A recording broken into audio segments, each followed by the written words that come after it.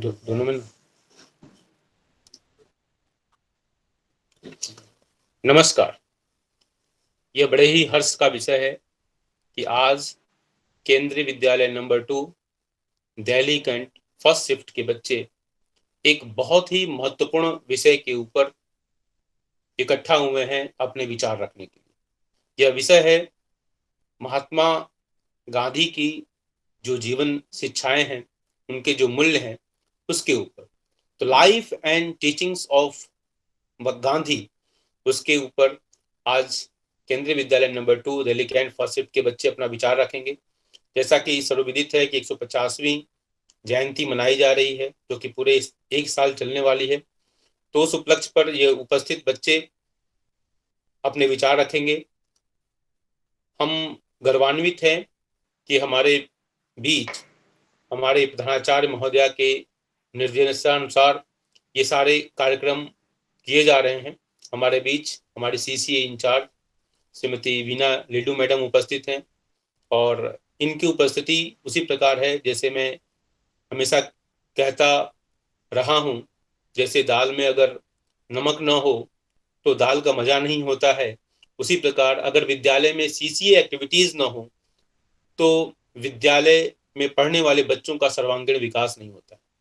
तो बच्चों के सर्वांगीण विकास के लिए हमेशा तत्पर रहने वाली श्रीमती वीना लिडू मैडम का मैं तहे दिल से स्वागत करता हूं। मैं बच्चों से अनुरोध करूंगा कि आप जोरदार तालियों के माध्यम से मैडम का स्वागत करें, अभिनंदन करें। हमारे बीच इन बच्चों को मोटिवेट करने वाले तमाम शिक्षक साथी, Jyoti Kumari madam, Ranjana Arya madam, Vishnu sir और मुकेश सर, जो हमेशा जामोंत की तरह हमेशा हर प्रोग्राम में लगे रहते हैं। तो वैसे मुकेश सर का भी मैं स्वागत करता हूं। मैं इस कार्यक्रम को, जैसा कि हमारी परंपरा है कि हम दीप ज्योति के माध्यम से कार्यक्रम की शुरुआत करते हैं, तो मैं दीप ज्योति के लिए आमंत्रित करता हूं ममता को। कुमारी ममता आए और जैसा कि मालूम है, दीप से दीप जलाते चलो, ज्ञान की गंगा बहाते चलो। हर व्यक्ति अगर आज यूनिवर्सल ब्रदरहुड का ज्ञान केवल 2 व्यक्ति को देने का संकल्प ले तो विश्व शांति का अपना सपना साकार हो जाएगा।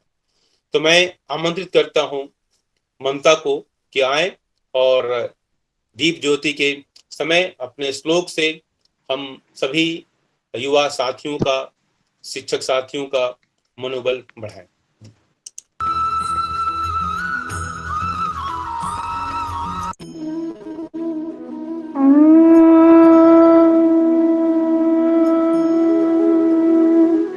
शुभं करोति कल्याणं आरोग्यं धनसम्पदा शत्रुबुद्धिविनाशाय दीपज्योति नमोस्तुते। दिव्यादिव्यादिपोत्पार कालिकुण्डले मोतिहार दिव्याला देखुन नमस्कार नमस्कार नमस्कार।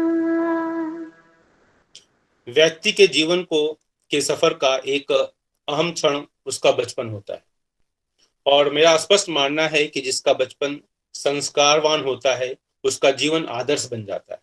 इसलिए बचपन को केवल आनंद के लिए न्यौछावर न करके ऐसे संस्कार के बीज बोने के लिए उपयोग करना चाहिए जिससे राष्ट्र की उन्नति हो। मैं ममता को आमंत्रित करता हूं कि आप बापू के कुछ अनछुए पहलुओं को छूने का प्रयास करें। ममता। A leader is one who knows the way, goes the way, and shows the way. I'm talking about the Mahatma of our India, Mohandas Karamchand Gandhi ji. His parents were Karamchand Gandhi ji and Putlibai ji. Gandhi was born on 2nd October 1869. He was a shy boy and don't get mixed up with other children very quickly or easily. He was the favorite child of his family and was called Monia by his parents and friends. He had one friend, a boy named Uka.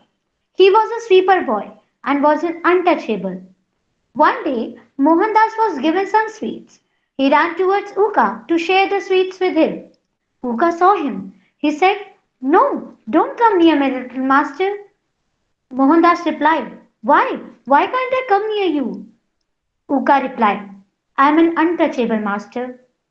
Mohandas just smiled. He took his hand and filled it with sweets. His each letter, each word, each sentence is a great inspiration for all of us. Today, I promise that I will always follow his teachings, and I expect this from all of my honorable teachers and my dear friends too. Thank you and Jai Hind. Thank you Mamata.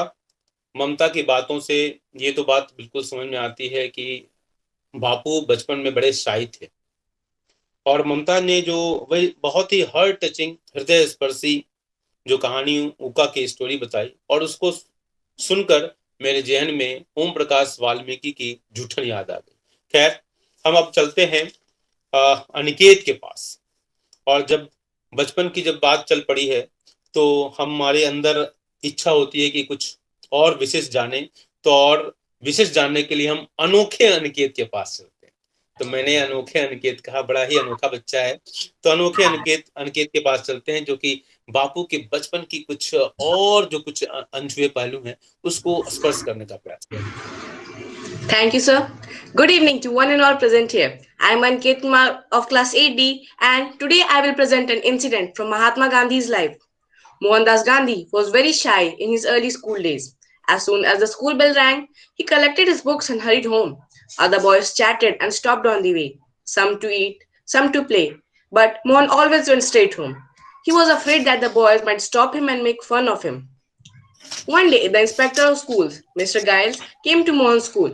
He read out 5 English words to the class and asked the boys to write them down. Mohan wrote 4 words correctly, but he could not spell the fifth word, kettle. Seeing Mohan's hesitation, the teacher made a sign behind the inspector's back that he should copy the word from his neighbor's slate. But Mohan ignored those signs. The other boys wrote all the 5 words correctly. Mohan wrote only 4. After the inspector left, the teacher scolded Mohan. I told you to copy from your neighbor, he said angrily. Couldn't you even do that correctly? Everyone laughed at Mohan.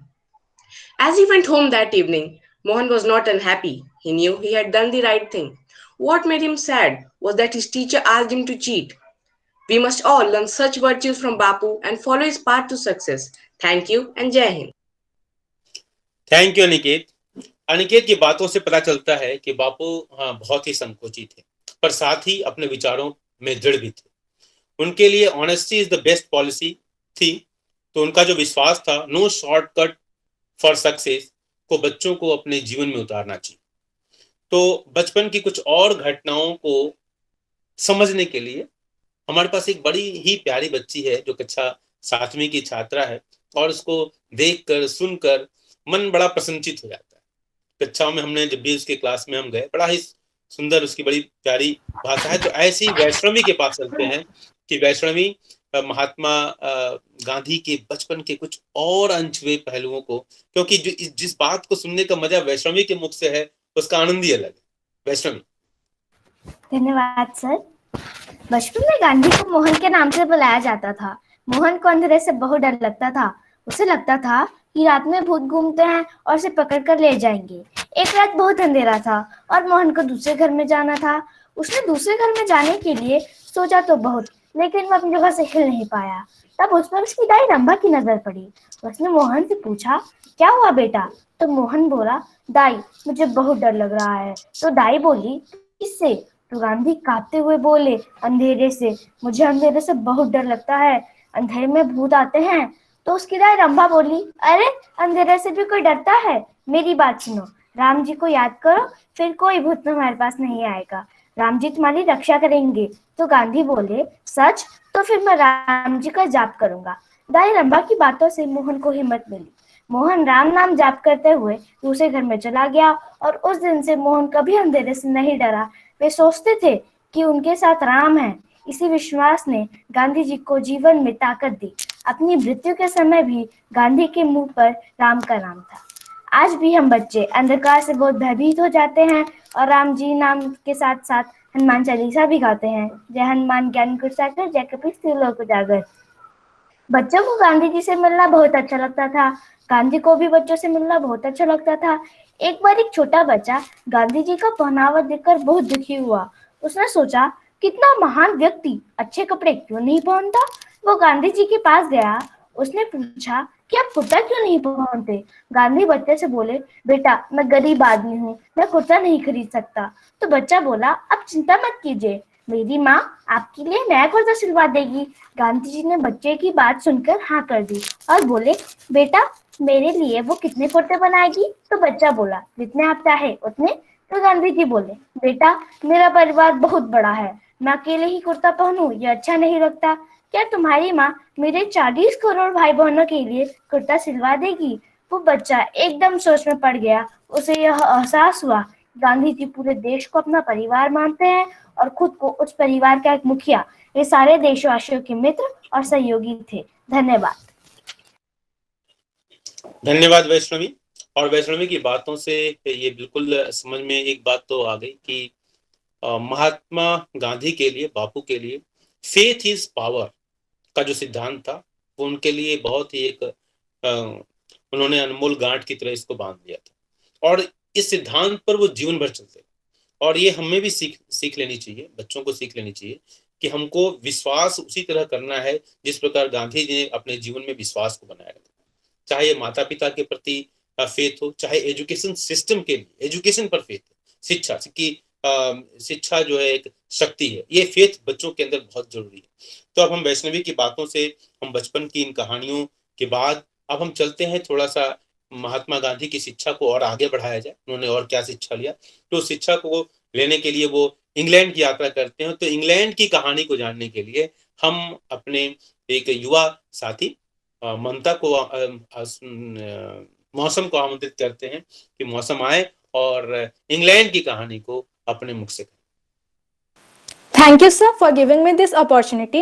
Gandhiji, a great leader of India who gave us lots of knowledge. So let's move toward the journey of England, where Gandhiji got his higher education. Gandhiji's journey got started on 4 September 1888 toward England from a beautiful coast of India in Bombay. In starting days, Gandhiji lived in Victoria Hotel. Starting days were very painful for him. He was not able to settle down in the environment of England. The pledge which he had given to his mother to not eat meat became more difficulties for him because in place like Britain, people normally prefer to eat non-vegetarian food. Now he decided to make himself as a gentleman. So he used fashionable clothes, hat, mainly gold chain watches, shoes, etc. Doing all these things for 3 months, then he realized the path in which he is going was wrong. So he decided to focus in his studies. Firstly, he took admission in bar examination. Bar examination didn't require that much of study time and preparation. So he took admission in matriculation examination. Directly or indirectly, matriculation examination meant hard work. But Gandhiji liked hard work, so he could do. The first achievement in England he got. He passed in chemistry, English, French, but failed in Latin. Meanwhile, he passed in that also, but in second chance. Now he progressed toward the study of law. So he took admission in University College of London, where he studied law for 3 years and became a successful lawyer. He said that during his college time, he was bullied by his friend because he's not eating meat, no alcohol, no bad habits. But according to Gandhiji, those who have strong will, they can achieve what they want. At last, when he came to India, he said that he can't compare any country or any place with England because England gave him lots of knowledge, like and lesson like not tolerate any violence, only support peace and truth. That's a small journey of Gandhiji in England. Thank you and have a nice day ahead. Thank you मौसम। मौसम ने England में महात्मा गांधी के प्रवास के ऊपर प्रकाश डाला। और एक बात जो समझ में आती है कि हर बच्चे के जीवन में कुछ न कुछ इस तरह की घटनाएं घटती हैं जब उसको अपने दोस्तों से कुछ परेशानियां आती हैं, कुछ आपके खान पान पहनावे के ऊपर कुछ इस तरह के अनवांटेड कमेंट होते हैं और इससे बहुत बच्चे ऐसे होते हैं जो बहुत व्यथित हो जाते हैं और उस क्रम में बहुत सारी घटनाएं घट जाती हैं बच्चों के साथ। तो निश्चित रूप से हमको ये देखना होगा कि अगर हम अपने अंदर का विश्वास, अगर हमारे बचपन के जो संस्कार हैं, वो अगर संस्कार स्ट्रांग है, मूल्य हमारे मजबूत हैं, तो इस तरह की घटनाएं वो जो महात्मा गांधी के साथ घटित हुई, और महात्मा गांधी भी एक समय ऐसा था कि जो माता ने जो कहा था कि विदेश में जाकर ये करना ये न करना, उनसे वो विचलित भी हुए, लेकिन फिर वो बैक हो जाते हैं, अपने बाउंस बैक जिसको कहते हैं, बाउंस बैक होते हैं, और फिर वो अपने आप को बहुत ही फर्म तरीके से खड़ा करते हैं। तो ये संभव होता है एक अच्छे मूल्य से, जो कि बचपन से ही बच्चे, और इससे एडोलेसेंट एज में जहां तमाम तरह के भटकाव बच्चों के अंदर देखने को मिलते हैं, तो इस ऐसे समय में हमको मूल्यों के साथ अपने आप को खड़ा रखना होगा, जिससे इस तरह के भटकाव नहीं हो। इसके बाद हमने महात्मा गांधी को देख लिया कि किस प्रकार महात्मा गांधी इंग्लैंड में शिक्षा ली। अब शिक्षित होने के बाद महात्मा गांधी का जीवन क्या था, और उसके लिए हमको देखना पड़ेगा कि जो महात्मा गांधी बनते हैं, तो उसमें अल्फिया का क्या विचार है। तो अल्फिया आए और अब अपने विचार रखें। Thank you, sir. Good afternoon, one and all present here. Today, I am going to tell you all about the great nobility Mohandas Karamchand Gandhi. Gandhiji lived 21 years in South Africa, from 1893 to 1914. He experienced a lot there. I would like to share a small incident of Pietersburg. Once in 1893, Dada Abdullah asked Gandhiji to have a rail trip. At that time in South Africa, racial discrimination was prevailing. The whites were preferred better than the blacks. Gandhiji's trip took him to Pietersburg. There he had seated in a first-class compartment as he had purchased a first-class ticket. But a white official came and ordered Gandhiji to move to the van compartment, since non-whites were not allowed to sit in the first-class compartment. Gandhiji protested and produced his ticket. But he was warned that if he would not go by himself, he would be forcefully removed. And a white police officer came and pushed him out of the train, and his luggage was tossed out. The train steamed away and Gandhiji went to the waiting room. Gandhiji wrote in his autobiography that it was a cold night. I shivered whole night there. And he started to think about his duty, that I ought to stay here and fight for my rights or return back to India. And as we all know, he stayed there and fight to the prejudice. Thank you. Thank you Alfiya. 1893 में बापू की यात्रा होती है दक्षिण Africa के लिए, और फिर 1915 में वो वापस आते हैं। और आप देख लो कि जिस दिन बापू भारत की धरती पर आते हैं, उस दिन 9 जनवरी 1915 थी, और बाद में भारत की सरकार ने उस दिन को भारत के इतिहास में स्वर्णाक्षरों से अंकित करने के लिए 9 जनवरी को NRI डे की तरह घोषित किया, नॉन रेजिडेंट इंडियन, ताकि उनका भी योगदान हमें भारत के आर्थिक विकास में मिल सके। तो अल्फिया ने यह कहने का प्रयास किया कि महात्मा गांधी न होते अगर महात्मा गांधी साउथ अफ्रीका नहीं गए होते। वो ट्रेन की जो घटना जो उनके जीवन में घटित हुई, उस इमोशनल व्यक्तित्व को अपनी पर्सनालिटी में यू टर्न करने के लिए मजबूर कर दिया, और महात्मा गांधी बिल्कुल उनके पर्सनालिटी में यू टर्न होता है। और वो गए थे एक छोटे से काम, एक मुकदमे की सुनवाई के लिए, और वो रह गए 21 साल। आप तो सोच लो कितनी बड़ी बात है कि वो गए थे छोटे से काम के लिए, और उन्होंने अपना जीवन ही समर्पित कर दिया वहां रहने वाले तमिलियन जो लोग थे, भारतीय थे, जिनकी जड़ें भारत से थी, उन लोगों के जीवन के लिए। तो मतलब ये उनकी सोच को बताता है कि वसुधैव कुटुंबकम का जो भारतीय भाव है, परमार्थ कारण साधुन धरा शरीर, तो वो जो चीज उनके पर्सनालिटी से रिफ्लेक्ट होती है। तो अल्फिया की बात से मैं बिल्कुल सहमत हूँ। अब अल्फिया के बाद में चलता हूँ, रितिका सिंह के पास चलूंगा, जो महात्मा गांधी के जीवन के कुछ और पक्षों को उजागर करने का प्रयास कर रही हैं, जो सेंस ऑफ टुगेदरनेस था। तो उसको समझने के लिए रितिका से बेहतर पर्सनालिटी कोई नहीं होगी। तो अगली आवाज रितिका। धन्यवाद sir. The best way to find yourself is to lose yourself in service to others. Mohandas Karamchand Gandhi was a person who believed that serving others is the best service to yourself. Gandhiji have already tested his idea of satyagraha in South Africa. He used to think that non-violence and helping others is the best way to win hardest war. Gandhiji have already tried a lot and campaigned a lot his idea of satyagraha, fighting against injustice and class division. and the idea was resulted in a very positive manner. Traffic stamp became the laboratory in which the idea of Satyagraha conceived. In a conference in New Delhi, Gandhiji said that although I am born in India, but it was South Africa which made me. Gandhiji always used to say that in a pleasant way you can shake the world, and non-violence is a weapon of strength. With these wonderful lines, now I would love to talk about his political views. Critics often characterize Gandhiji's political thoughts as a mixture of Hinduism, anti-industrialism, and social services. Unlike present day, where politics is just about owning seat, post, and power, Gandhiji used to think that politics is just to serve the nation and develop it together. Here, I would love to present some lines by Mahatma Gandhi on togetherness. I offer you peace. I offer you love. I offer you friendship. I see your beauty. I hear your needs. I feel your feeling. My wisdom flows from the highest source, and I salute that source is you. So let's work together and develop together as a country. The first and hardest question that Gandhiji faced about politics was how to shake out people and convince them to transform themselves and their political world. Gandhiji always used to believe that if we want the world to change, we have to become the change.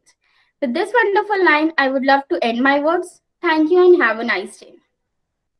If you want to bring change in the world, let us start from ourselves only. This is the message what Ritika Singh tried to give us. अब हम रितिका से चलते हैं प्राची शर्मा के पास चलने का प्रयास करेंगे कि प्राची शर्मा महात्मा गांधी को न केवल एक पॉलिटिकल राजनैतिक विचारक के रूप में, सामाजिक सुधारक के रूप में, बल्कि एक आर्थिक विचारक के रूप में देखती है। और आज उनके अंदर का जो आर्थिक विचार है वो कहीं न कहीं हम भारत को एक नए मुकाम पर, एक नई दिशा देने के लिए सेल्फ सफिशिएंट है। तो हम प्राची शर्मा के पास चलते हैं कि वो महात्मा गांधी के आर्थिक विचार के ऊपर क्या विचार रखती है। प्राची। धन्यवाद सर। जिस तरह माँ बिना परिवार अधूरा, जिस तरह माँ बिना परिवार अधूरा, उसी तरह गुरु बिना ज्ञान अधूरा। मैं प्राची शर्मा आप सभी गुरुजनों के समक्ष गांधी जी के आर्थिक विचार लेकर प्रस्तुत हुई हूँ। गांधी जी के अर्थव्यवस्था पर विचार। गांधी जी के अनुसार आर्थिक प्रक्रिया को समानता और शोषण मुक्ति के लिए कार्य करना चाहिए। यह पूर्ण रूप से रोजगार के अनुकूल होना चाहिए। इसे कम लागत का उपभोक्ता सामान मुहैया करना चाहिए जो लोगों की आवश्यकता पूरी करे। गांधी जी के अनुसार आवश्यकता के आधार पर नीतियां बने, न कि इच्छा के आधार पर, क्योंकि आवश्यकता से अधिक प्राप्त करने की तर्कहीन इच्छा से असमानता उत्पन्न होती है। गांधी जी का अर्थशास्त्र समानता, सामाजिक न्याय और पूर्ण रोजगार पर जोर देता है। गांधी जी कहते हैं सामाजिक विकास व मानवीय संतोष के लिए जरूरी है कि पूंजी बने, पूंजी बढ़े और पूंजी बटे। ये तीनों कदम जिस समाज ने सुनिश्चित कर लिए वही संपन्नता, सहकार और शांति का मीठा फल चख पाएगा। कार्ल मार्क्स ने एडम स्मिथ द्वारा पूंजीवादी प्रणाली का विकल्प दिया। उन्होंने इसे साम्यवाद कहा। पूंजीवाद और साम्यवाद के बीच में पूंजीवाद ने उपनिवेशवाद और गरीबों के शोषण को जन्म दिया, जिसके विरुद्ध गांधी जी ने जीवन भर संघर्ष किया। उनके लिए किसी भी व्यक्ति की स्वतंत्रता, सम्मान और संतुष्ट जीवन मात्र आर्थिक प्रगति की अपेक्षा अधिक महत्वपूर्ण है, जिसे पूंजीवाद और साम्यवाद दोनों ने देने का वचन दिया था। कोई भी ऐसी वस्तु जो मनुष्य को स्वतंत्र नहीं कर सकती वे गांधी जी को स्वीकार्य नहीं थी।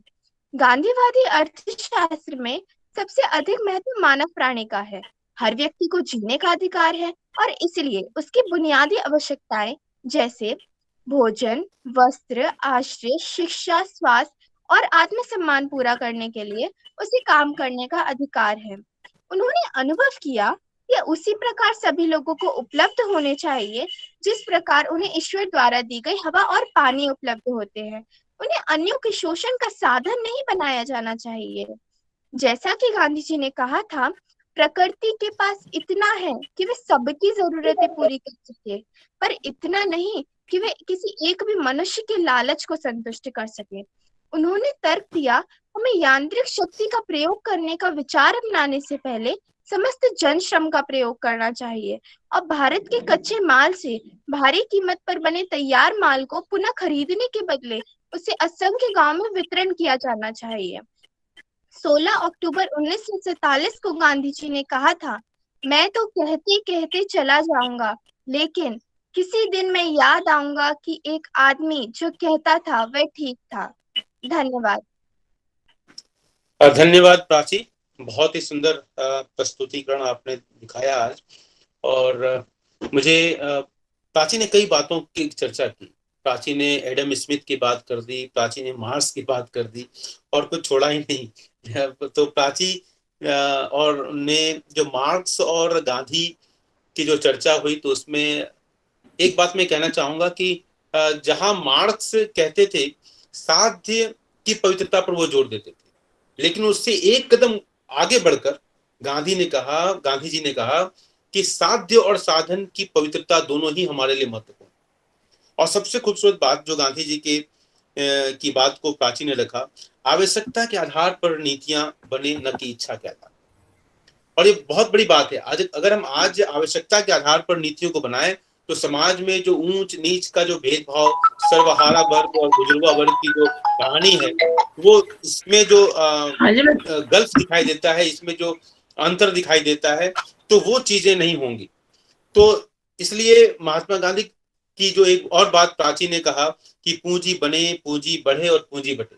अगर ये तीनों में साम्यता आ जाए तो समाज में किसी भी तरीके का जो कष्ट है वो होगा ही नहीं। सर्वोदय का जो उनका सिद्धांत अपने आप लागू हो जाता है। तो चलिए प्राची, बहुत बहुत धन्यवाद। और हम प्राची से आगे बढ़ते हैं और हम एक ऐसी स्टूडेंट के पास चलते हैं, एक ऐसी छात्रा के पास चलते हैं जो अपनी आवाज के लिए जानी जाती है। Kendriya Vidyalaya number 2 Delhi Cantt first shift में मृणमयी साहू को मैं आमंत्रित करना चाहूंगा कि मृणमयी साहू आए और गांधी जी को वो किस रूप में समझती हैं। तो अगली आवाज मृणमयी साहू की। धन्यवाद सर। ढोल कवार शूद्र पशु नारी, यह सब है ताड़न के अधिकारी। इस पंक्ति को गलत साबित करना ही जैसे महात्मा गांधी जी ने अपने जीवन का मूल उद्देश्य बनाया। गांधी जी आज पार्थिव रूप में हमारे साथ नहीं, परंतु उनके महान आदर्श त्याग, तपस्या और सेवा भाव हमें सदैव ही प्रेरित करते रहे। उनकी अहिंसा, सत्यनिष्ठता और सेवा भाव के विचार अनुपम थे। दलितों, महिलाओं तथा पिछड़े वर्गों के लोगों के उत्थान के लिए गांधी जी ने विशेष प्रयत्न। उनकी शिक्षा, रोजगार व उन्नति के लिए गांधी जी ने कई आंदोलन चलाए।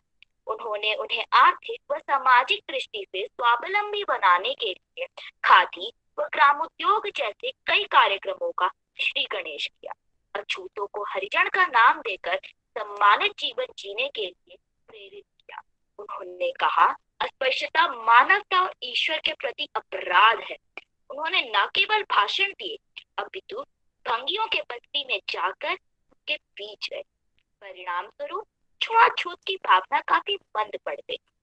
उन्हें हिंदू व मुसलमान समान रूप से प्रिय थे। सभी संप्रदायों व धर्मों के लोगों के बीच मित्रता व भाईचारे की भावना को बनाए रखने के लिए और उसे और दृढ़ करने के लिए उन्होंने अथक प्रयास।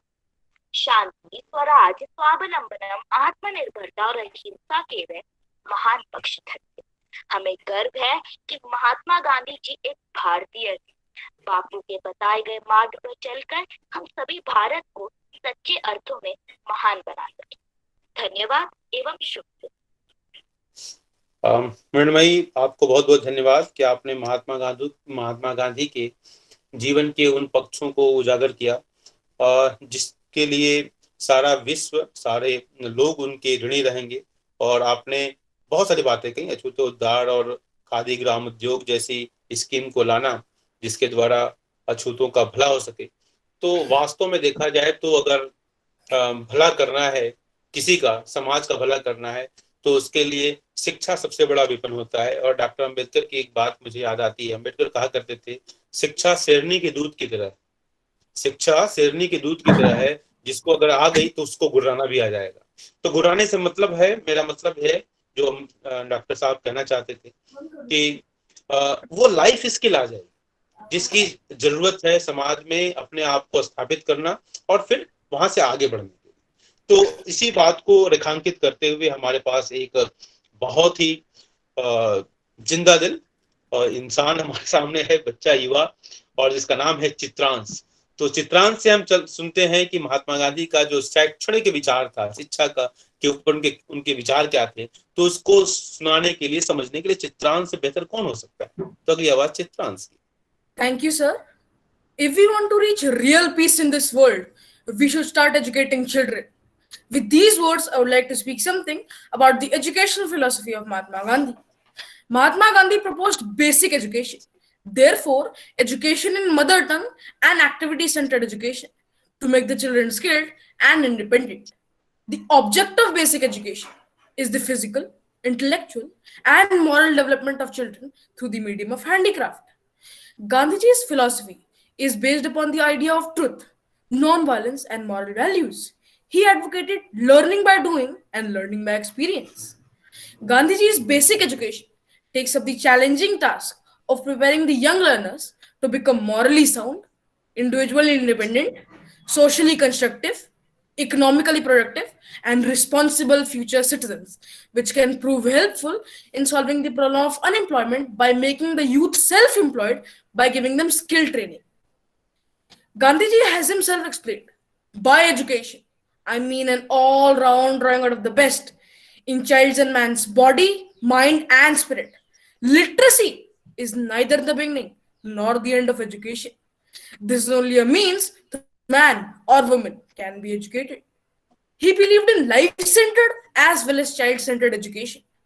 Besides the 3 R's, reading, writing, and arithmetic in school, he insisted on development of these H's, hand, heart, and head.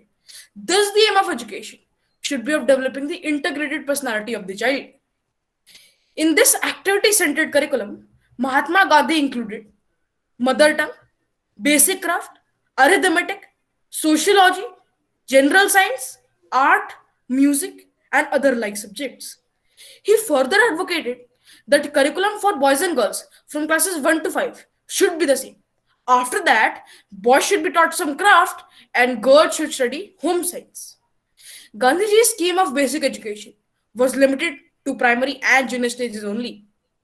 Gandhiji's scheme for primary education also includes the elementary principles of sanitation, nutrition, and hygiene, besides compulsory physical training through musical drill.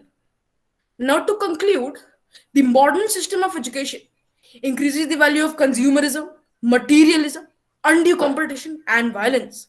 The growing concern over the erosion of ethical values, youth unrest, ecological violence, and increasing cynicism in the society have brought to focus the need of revival of indigenous Indian heritage and lifestyle.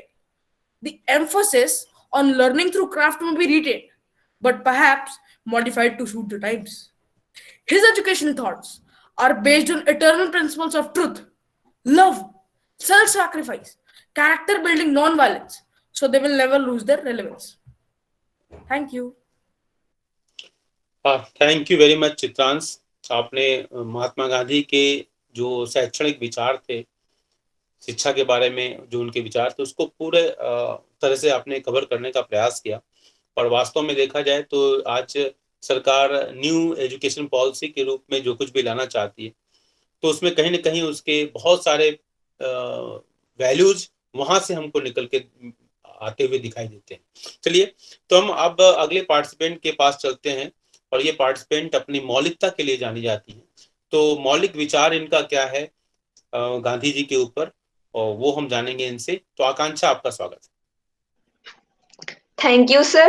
Today, with great pride and honor, I am before all of you to speak a few words on critical evolution of Mahatma Gandhi.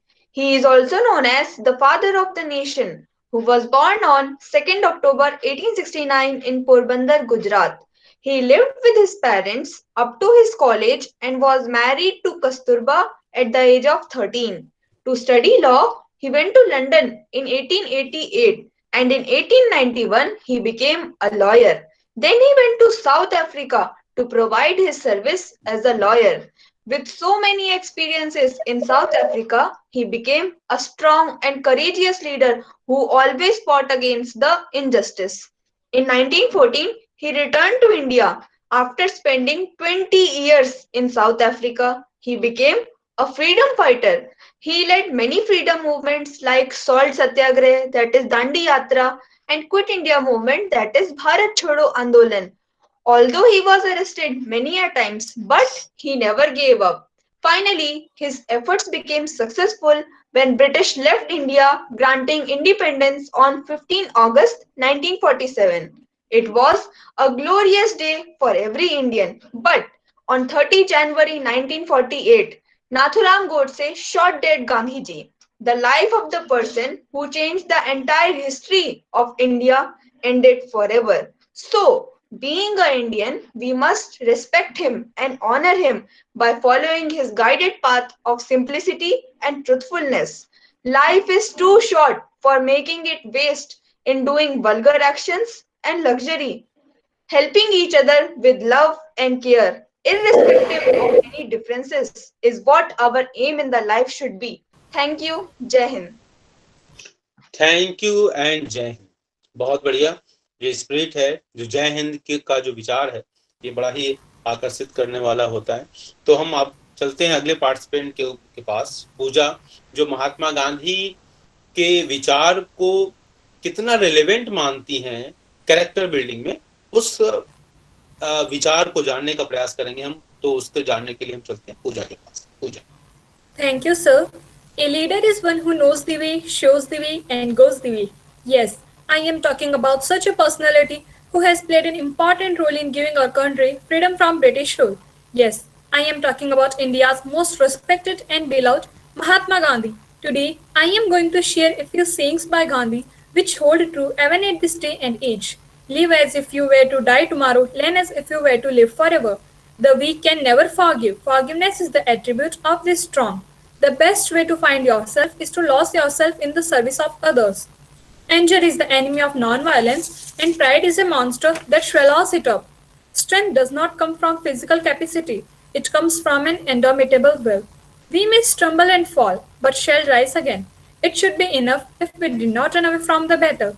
At last but not the least, I would like to recite a famous quote by Gandhi. Keep your thoughts positive because your thoughts become your words. Keep your words positive because your words become your behavior. Keep your behavior positive because your behavior become your habits. Keep your habits positive because your habits become your values. Keep your values positive because your values become your destiny. Thank you and have a nice day ahead. Thank you Pooja. और पूजा की इन बातों से जो बात मुझे समझ में आती है कि गांधी जी का ये बिल्कुल स्पष्ट रूप से मानना था कि आप अपने विचार को सकारात्मक रखें। और उनका कहना था, जैसा कि पूजा ने बताया भी, कि positive thoughts determines our action. अगर आपके विचार सकारात्मक हैं तो आपके एक्शन भी अच्छे होंगे। तो positive thoughts determines our action and action determines our habits. और जो रिपीटेड हैबिट्स होती है वही कैरेक्टर बनता है। और फिर उससे एक कदम आगे बढ़ के गांधी जी कहते हैं कैरेक्टर के इंपॉर्टेंस को बताने के लिए, क्योंकि हम इस संसद में विद्यार्थियों के साथ बैठे हुए हैं और हमारा जो साक्षात्कार होता है बच्चों के साथ ही होता है। और मैं स्पष्ट रूप से मानते कि बच्चे कल के भविष्य हैं। तो गांधी जी ने कैरेक्टर को कितना इंपॉर्टेंट रोल दिया और कैरेक्टर की शुरुआत कहाँ से होती है उसको उन्होंने बताया कि लिंकेज इफेक्ट की बात करते हैं। तो वो कहते हैं कि health is lost, nothing is lost. Health is lost, nothing is lost. Wealth is lost, something is lost. If character is lost, everything is lost. तो आप कैरेक्टर बनने का जो कदम है वो कहाँ से होता है, जिसको पूजा ने बताया कि कहाँ से होता है। तो एक्शन कहाँ से होता है, थॉट से। तो हमारे अगर थॉट पॉजिटिव है तो ये आप समझ लीजिए कि कितना बड़ा लिंक है, जिसको हम सामान्य रूप में समझ नहीं पाते हैं। और थोड़ा सा अगर इसको हम जितनी जल्दी समझ जाए तो हमारा जीवन उतना ही आसान हो जाता है। अब हम उसके बाद हम चलते हैं एक ऐसे विचारक के पास चलते हैं, मैं इनको विचारक ही कहूंगा। और इसको मैं Nightingale of KB2 first shift भी मैं कह लूँ। हाँ, सरोजिनी नायडू को हालांकि ये उपाधि दी गई थी, नाइटिंगेल ऑफ इंडिया। तो मैं फर्स्ट शिफ्ट बच्चों के बीच में बड़ी लोकप्रिय है हासी। तो हासी से हम बात करेंगे और हासी से जानना चाहेंगे कि ये महात्मा गांधी के जो विभिन्न पक्ष है उसके ऊपर ये अपना क्या विचार रखते हैं। हासी। Thank you, sir. Good evening to one and all present here. Today I am Hasi of class 11th, tell you about Mahatma Gandhi's principle. Mahatma Gandhi was an intensively active personality. He was interested in everything that concerns with the individual or society. It is generally known that he lived an austere life. His views on language, government, and economics played a considerable part in his political movements as well as in his social movements. The 150th birth anniversary of Bapu gave us an opportunity to recall the four fundamental principles that Mahatma Gandhi taught. The first principle is truth, Satya. It means oneness in your thoughts, speech, and action. Gandhi believed that there is no religion higher than truth. He taught how to learn through trial and error, often admitting to mistakes. The second principle is ahimsa. It teaches us the path of non-violence. It should be practiced not only in actions but also in thought and speech. The third principle is sarvodaya or welfare for all. The basic fundamental teaching of Vedic science is also based on sarvodaya. It talks about Bahujan Hita, Bahujan Sukha, the good of the masses, the benefit of the masses. And the last principle is Satyagraha. It is based on Satya and non-violence and include peaceful demonstration, prolonged fast, etc. Gandhi said, Satyagraha is the weapon of the strong. It admits no violence under any circumstance whatsoever it ever insists upon truth. He said, if you are firm in the truth, in the long run, you are going to win. Thank you. Thank you Hasi. तो हासी की बात है तो ऐसा लग रहा था कि हासी जो है महात्मा गांधी के साथ इन्होंने सोशल वर्क और बहुत सारे काम किए हैं। तो बहुत ही कन्विंसिंग तरीके से हासी ने महात्मा गांधी को प्रेजेंट किया। तो हासी की जुबानी महात्मा गांधी की कहानी के बाद अब हम चलते हैं स्मृति के पास, जो स्मृति स्थल की मुझे याद आ जाती है और वहां से बहुत सारी चीजें हमारे जहन में आ जाती हैं। तो राम राज्य भी महात्मा गांधी इस पर बहुत फोकस करते हैं। तो गांधी का जो राम राज्य है वो कैसा था और उसकी कल्पना क्या थी, क्या आज के इस परिप्रेक्ष्य में जिस रूप में हम इसको प्रस्तुत करते हैं क्या वो, तो इस सारी बातों को जानने के लिए हम चलते हैं स्मृति के पास। Thank you, sir. So we have just yet celebrated another birth anniversary of the father of the nation, Mahatma Gandhi. Mahatma had a vision for free India, which was to give the nation a people-friendly governance, Ram Rajya. Unfortunately, 73 years after the independence, this dream of Mahatma Gandhi remains just a dream and will probably continue so in the future too. Ram Rajya cannot be a reality because our country's leader have too many vices but too few virtues. So what is Ram Rajya? Ram Rajya visualizes a society in which virtue, morality, and justice are the core ideals around which the day-to-day interactions between the citizen and state occur. Since it is impossible to imagine such a perfect state of affairs, Ram Rajya, in the modern sense, is often thought as an idealistic goal which government should keep in mind and take inspiration from while implementing their government agendas. Thank you.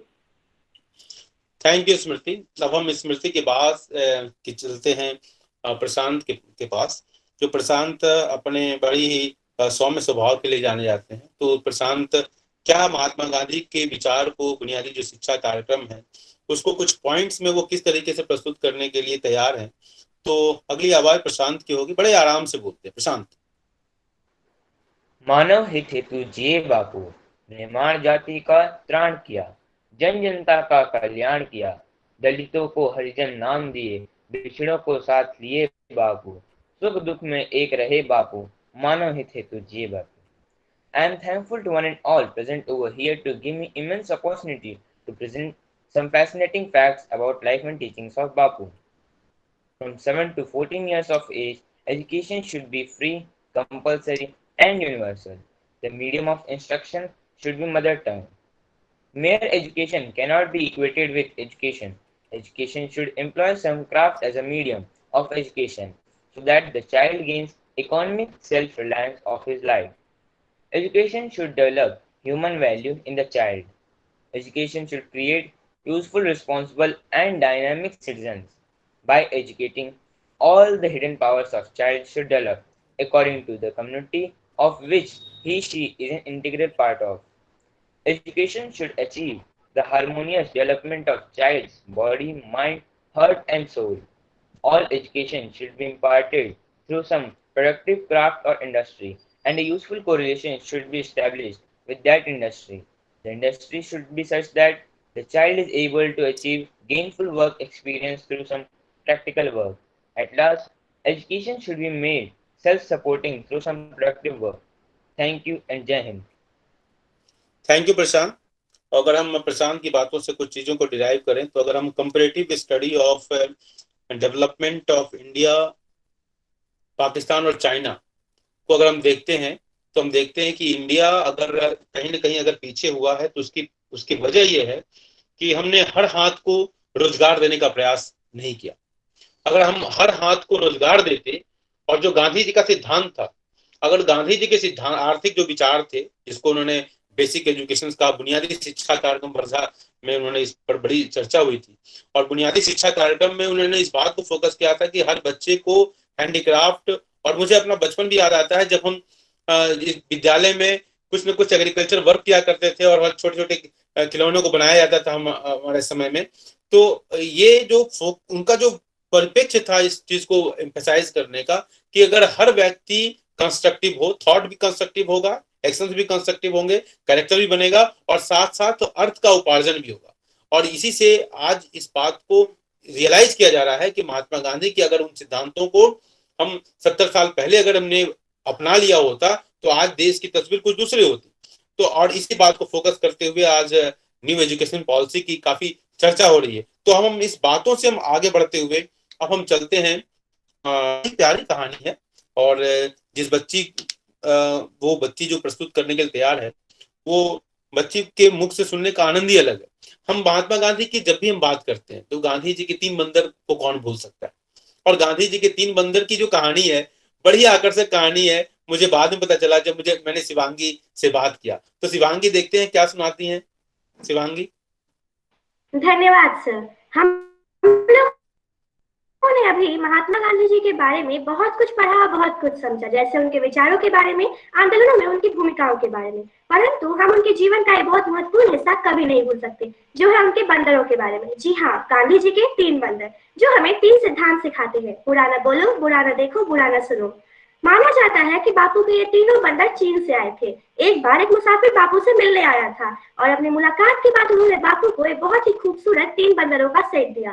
बापू उन बंदरों को देखकर और उनसे मिलने वाली शिक्षा को देखकर बहुत खुश हुए और जीवन भर उन्हें अपने पास संभाल कर रखा। इसी वजह से बापू के साथ साथ उन तीनों बंदरों का नाम हमेशा हमेशा के लिए जुड़ गया और अमर हो गया। कहा जाता है कि बापू के ये तीनों बंदर एक चीनी दार्शनिक कन्फ्यूशियस के थे, जो 8वीं शताब्दी में चीन से जापान की ओर गया था। इस समय जापान में शिंटो संप्रदाय का बोलबाला था और यह संप्रदाय तीनों बंदरों का बहुत आदर और सम्मान भी करती थी। इन तीनों बंदरों के अलग अलग नाम भी है, जैसे मिजारू बंदर। इस बंदर ने अपने दोनों हाथों से अपने दोनों आंखों को बंद करके हमें यह शिक्षा दी है कि हमें कभी भी बुरा नहीं देखना चाहिए। दूसरा, कीकाजारू बंदर। इस बंदर ने अपने दोनों हाथों से अपने दोनों कानों को बंद करके हमें ये बताया है कि हमें कभी भी बुरा नहीं सुनना चाहिए। और तीसरा, ईवाजारू बंदर। इसने अपने दोनों हाथों से अपने मुंह को बंद करके हमें यह बताया है कि हमें कभी भी बुरा नहीं बोलना चाहिए। बाद में यूनेस्को ने इन तीनों बंदरों को अपने वर्ल्ड हेरिटेज लिस्ट में भी शामिल किया और गांधी जी की मृत्यु के पश्चात इन तीनों बंदरों को दिल्ली के राजघाट में स्थित राष्ट्रीय गांधी संग्रहालय में स्थापित किया गया और अभी भी इन्हें वहां देखा जा सकता है। धन्यवाद। धन्यवाद शिवांगी झा। और आपके मुख से गांधी जी के मिजारू, कीकाजारू और युवाजारू कितना प्यारा नाम आपने बना दिया। और ये बच्चे जो इस संसद में उपस्थित हैं ये निश्चित रूप से इस आपके इस मैसेज को आत्मसात करेंगे। हम भी आत्मसात कर रहे हैं कि बहुत सारी रोचक जानकारियां इन बच्चों के माध्यम से हमें मिल रही हैं। जो इतने सारे, अब ये वेबिनार का एक कितना बड़ा फायदा है कि हम बड़े कम समय में जीवन के इतने सारे पहलू जो हैं बापू के, उसको हम जान पाए। और जब ये आपकी जो रिकॉर्डिंग जब जाएगी सब बाकी लोगों के पास, तो वही बड़े प्रसन्न होंगे। और मुझे उम्मीद है कि इससे बहुत बड़ा मैसेज निकल के आने वाला है, जैसा कि वीना मैडम भी बोल रही थी। और इस बार तो 3 बंदर के जो संस्कारी बंदर हैं, उनके ये जो स्वभाव है वास्तव में देखा जाए तो ये मनुष्य के मूलभूत स्वभाव हैं। जब हम कोई घटना घटती है, मुंह से कुछ निकल जाता है, तो हम तुरंत अपने मुंह राम राम ऐसा है कुछ इस तरह के वर्ड बोलते हैं। तो ये 3 जो बंदरों की जो कहानी है, और इसके अलावा भी मैं देखता हूँ तो मैं थोड़ा सा भगवत गीता से अगर इसको रिलेट करूँ तो भगवत गीता में भगवान श्री कृष्ण जब अर्जुन के सारथी बने हैं तो वो 5 घोड़ों को वो खींचते नजर आते हैं, उनकी लगाम उनके हाथों में होती है। और ये हमारे यहाँ संस्कृति में बहुत सारी चीजें बड़ी सिंबॉलिक हैं, जो कि बाद में लोगों ने उस रूप में नहीं समझा और उसकी विकृत रूप में लोग उसको स्वीकार करने लगे। तो जो 5 घोड़े हैं वो हमारे जो 5 सेंसेज हैं उसको इंडिकेट करते हैं, और उसकी लगाम मतलब हम अगर हम अपने मन को काबू में रखें और तो हमारा कैरेक्टर अच्छा होता है। और इसी बात को महात्मा गांधी ने वो आन भद्रा करते हुए यंतु विश्वतः की जो संस्कृति है, कहीं से भी अच्छी बातें मिल जाए उसको स्वीकार करना, और 3 बंदरों के माध्यम से ने उस 5 जो सिद्धांत थे, 5 सेंसेज को कंट्रोल करने की जो बात थी, उसको उन्होंने और कॉन्साइज किया। मतलब एक कहते हैं ना, एग्जामिनेशन के समय हम करते हैं कैप्सूल लर्निंग करनी चाहिए, तो उस चीज को उन्होंने 3 कहा कि अगर आप आंख, कान और जो मुंह है, अगर इस पर आप काबू कर लें कि क्या देखना है, क्या बोलना है, क्या सुनना है, तो कैरेक्टर और बिल्डिंग और आसान हो जाता है। तो बहुत सुंदर, बहुत ही हृदय स्पर्शी ये कहानी शिवांगी झा के माध्यम से हमने सुना। तो अब हम चलते हैं अनुराग के पास।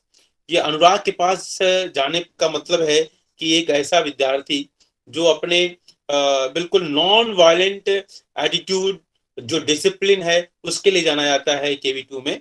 तो अनुराग जो कि वास्तव में सही मायने में बच्चों के बीच में गांधीवादी सिद्धांत को फॉलो करने वाले विद्यार्थी के रूप में जाने जाते हैं। तो अगली आवाज अनुराग की होगी, जो गांधीवाद के बारे में क्या समझते हैं, क्या सोचते हैं, वो इस संसद को बताएं।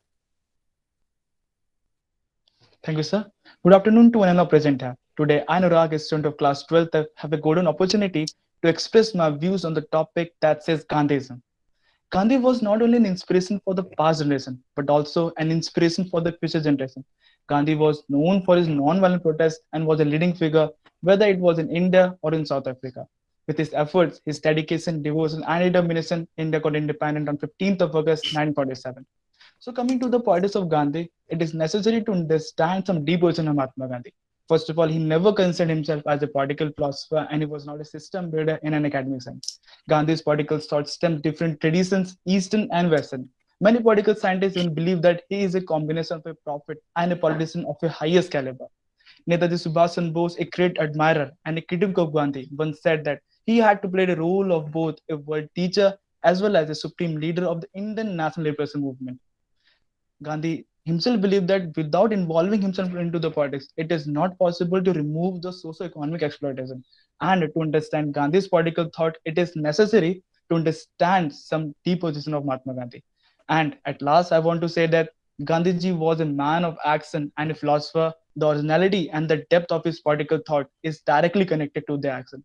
With this, I end my speech. Thank you for being a patient listener. Thank you. Thank you Anurag. आपने महात्मा गांधी के लर्निंग बाय डूइंग का जो प्रिंसिपल था, मतलब कोई भी काम महात्मा गांधी अगर करते थे तभी किसी को शिक्षित करते थे, किसी को बोलते थे। ये बहुत बड़ा गुण था बापू के ऊपर। उनके जीवन से संबंधित बहुत सारी घटनाएं हैं, बहुत सारी कहानियां हैं, रियल घटनाएं हैं। उन कहानियों के ऊपर मैं नहीं जाना चाहूंगा, और मैं अब और इस प्रोग्राम को और विस्तृत करते हुए, इस सोच को और व्यापकता देते हुए हम श्रेया अवस्थी के पास चलना चाहेंगे। श्रेया महात्मा गांधी के जीवन के उन पहलुओं के ऊपर प्रकाश डालना चाहती हैं जो बहुत कुछ हम नहीं समझ पाए हैं, क्योंकि कभी कभी हम दूसरे के मुख से सुनी हुई बात पर विश्वास करते हैं, और भारतीय परिप्रेक्ष्य में ये बहुत कुछ सत्य नजर आता है। तो देखते हैं कि श्रेया क्या कहती हैं बापू के बारे में। गांधी जी शांति और अहिंसा के पुजारी तो थे ही, किंतु धर्म पर उनके कुछ अनमोल विचार रहे हैं। आइए उन्हें जानते हैं और उनसे कुछ सीख लेने की कोशिश करते हैं। परमात्मा का कोई धर्म नहीं है, मैं उसे धार्मिक कहता हूँ जो दूसरों के दर्द को समझे। क्या धर्म इतनी सरल वस्तु है जैसे कि कपड़े, जिसे मनुष्य अपनी इच्छा अनुसार पहन या बदल सकता है? धर्म तो ऐसा है जिसके लिए लोग पूरी उम्र जीते हैं। जो यह कहते हैं कि धर्म का राजनीति से कोई लेना देना नहीं है, वह यह नहीं जानते हैं कि धर्म क्या है। धर्म तो एक ही जगह पहुंचने के अलग अलग रास्ते हैं। जब गांधी जी से पूछा गया था कि क्या तुम हिंदू हो, तब उन्होंने कहा था, हाँ मैं हूँ, मैं एक यहूदी, ईसाई, मुस्लिम और बौद्ध भी हूँ। गांधी जी के अनुसार ब्रह्मचर्य का अर्थ था इंद्रियों के अंतर्गत मन, कर्म और वचन पर काबू पाना। गांधी जी के नजरिए में धर्म की ताकत का इस्तेमाल करके हम हिंदुस्तान की सोई हुई शक्ति को जगा सकते हैं। गांधी जी सिर्फ हिंदुस्तान में ही नहीं बल्कि पूरे विश्व के लिए हमेशा से प्रेरणा का सबब रहे हैं। आइए जानते हैं कि विश्व भर के प्रसिद्ध विद्वानों द्वारा गांधी जी के बारे में क्या क्या कथन कहे गए। माउंटबेटन, गांधी जी को इतिहास में महात्मा बुद्ध और ईसा मसीह का दर्जा प्राप्त होगा। क्लीमेंट एटली, गांधी जी माने हुए महात्माओं में से एक थे जिन्होंने घोर तपस्या का जीवन व्यतीत किया था।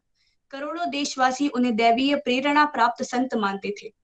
हो ची मिन, मैं और अन्य क्रांतिकारी गांधी जी के प्रत्यक्ष या अप्रत्यक्ष शिष्य हैं, न इससे कम न इससे अधिक।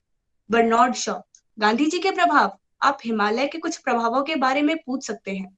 संयुक्त राज्य अमेरिका में मार्टिन लूथर किंग, दक्षिण अफ्रीका में नेल्सन मंडेला और अब म्यांमार में आंग सांग सूकी जैसे महान व्यक्तियों के नेतृत्व में दुनिया भर के कई उत्पीड़न समाजों द्वारा लोगों को जुटाने की गांधीवादी तकनीक को सफलतापूर्वक नियोजित किया गया है, जो कि इस बात की गवाही देता है कि गांधी और उनके विचार आज भी प्रासंगिक हैं। धन्यवाद। धन्यवाद श्रेया।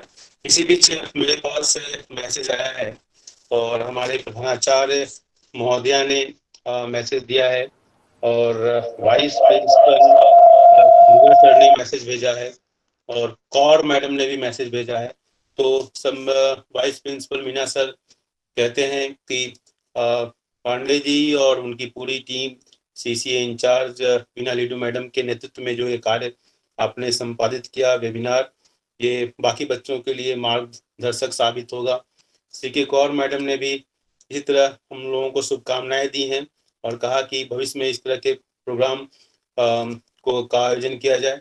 और सबसे बड़ी बात है, प्रिंसिपल मैडम ने अपने बहुत ही व्यस्त कार्यक्रम है प्रिंसिपल मैडम का, और प्रिंसिपल मैडम कई दिनों से हम लोग प्रयास कर रहे थे कि मैडम का आशीर्वाद मिले, लेकिन कभी कभी ऐसा होता है कि हम पार्थिव रूप से मौजूद नहीं हो पाते हैं और व्यस्त कार्यक्रम होता है और छुट्टियां भी चल रही हैं और छुट्टियों के दौरान भी कई तरह के, जब हम जैसे जैसे हम ऊपर बढ़ते जाते हैं जीवन में, ऊंचे पोस्ट पर जाते हैं, तो उस पोस्ट की अपनी कुछ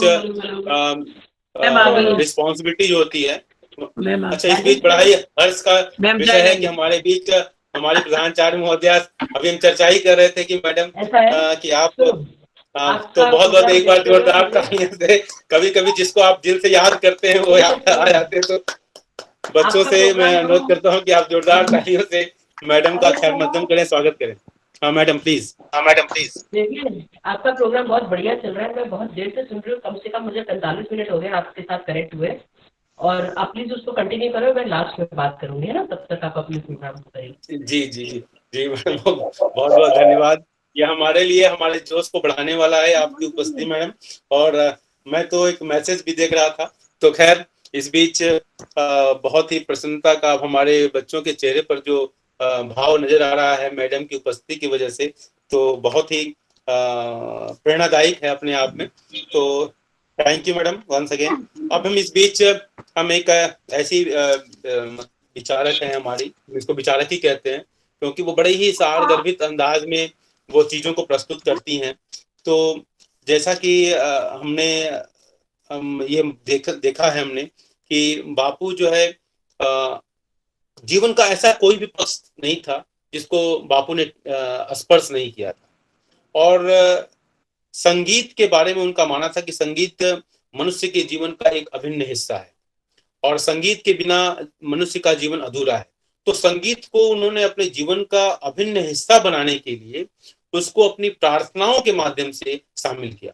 तो बापू की एक बड़ी ही आदत थी कि वो सुबह निकल जाते थे प्रार्थना के लिए, और प्रार्थना के बाद वो प्रवचन देते थे और फिर लोगों से मिलते जुलते थे। तो बापू को प्रार्थनाओं के माध्यम से हम जानने के लिए हम अब ममता के पास चलना चाहेंगे। ममता बापू को किस रूप में याद करती? ममता।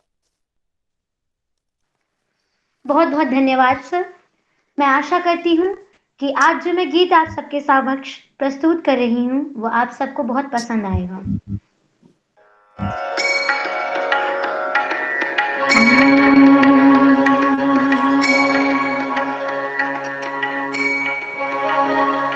दे दे हमें आजादी बिना खड़ग बिना ढाल, दे दे हमें आजादी बिना खड़ग बिना ढाल, साबरमती के संग तूने कर दिया कमाल।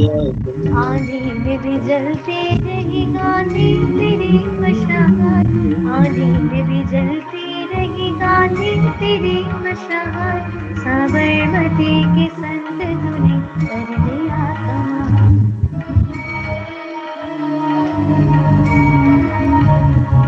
धरती पे लड़ी तूने अजब ढंग की लड़ाई, दागे न कहीं तो बिना बंदूक चलाई। दुश्मन के तेरे पर बिना की तूने चढ़ाई, बाहर एक फकीर खूब करामात दिखाई। चुटकी में दुश्मनों को दिया देश से निकाल, साबरमती के संग तूने कर दिया कमाल। रघुपति राघव रघुपति राघव रामचंद्र।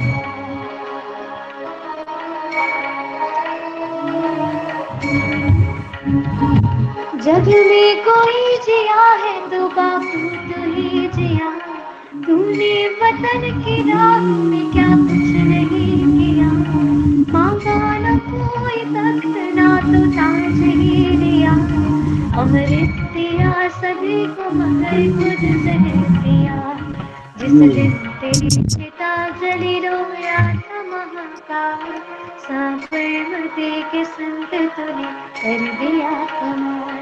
दे दी हमें आजादी बिना खड़ग बिना ढाल, साबरमती के संग तूने कर दिया कमाल। रघुपति राघव रामचंद्र, रघुपति राघव रामचंद्र, रघुपति राघव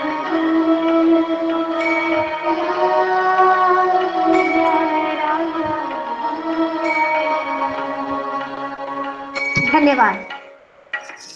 धन्यवाद ममता, धन्यवाद धन्यवाद। जिस भाव से आपने इस गांधी जी के इस भजन को आपने प्रस्तुत किया, ये बहुत ही हृदय स्पर्शी था। और इसमें आपने एक लाइन पढ़ी, बड़ी बड़ी प्यारी, मैंने इसको नोट किया, अमृत दिया सभी को खुद विष पिया। वाह क्या बात है। जिसने भी इसमें, प्रदीप ने शायद लिखी इस लाइन को, तो अमृत दिया सभी को खुद विष पिया। जैसे भोलेनाथ शिव शंकर को कहा जाता है कि उन्होंने विष पान किया और उसको अपने गले में नीलकंठ नाम दिया गया उनको, और ताकि दुनिया को बचाया जा सके। तो बापू ने भी यही काम किया, जीवन भर संघर्ष करते रहे। उनके जीवन को अगर देखें तो पूरा जीवन ही संघर्षपूर्ण रहा।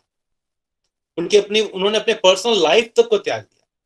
उनकी अपनी कोई जिंदगी बची ही नहीं देखा जाए तो, या कह लें कि उनकी जिंदगी थी भारत की जिंदगी। तो इसको दो तरीके से देखा जा सकता है। तो बापू ने खुद विष पीकर, मतलब खुद कष्ट सहकर इस भारत को बचाने का प्रयास किया। भारत में जो नॉन वायलेंस की संस्कृति को परिवर्धित करने का प्रयास किया, उसको स्थापित करने का प्रयास किया। और जीवन भर जब देश आजाद हो रहा था, देश के तमाम हिस्सों में दंगे हो रहे थे और बापू नोआखाली में थे। लोग और दूसरे बहुत सारे नेता वो कई और एंगेजमेंट में थे, लेकिन बापू नोआखाली में दंगे को शांत करने में लगे थे। वाह बापू। इसलिए आइंस्टीन ने कहा कि आने वाली सदी इस बात पर विश्वास नहीं करेगी कि such man in blood and flesh has ever appeared on this earth. किस तरह का कोई इंसान इस धरती पर आए। जब बापू को मैं बोलता हूँ, मैं सुनता हूँ, जो अनुभव करता हूँ, तो मेरे जो गूज पिंपल्स, मतलब मेरे रोए खड़े जाते हैं कि हम किस देश में पैदा हुए। और इतने साल बाद हम अपने आसपास भारत की स्थिति को देखते हैं तो कहीं ना कहीं मन बापू से जो हमने कुछ सीखा, जो आत्मसात किया, कहीं कहीं व्यथित होता है, मानो मन क्रंदन करने लगता है। खैर, इस बापू को के बारे में बोलने समझने के लिए तो पूरी समय कम हो जाएगा।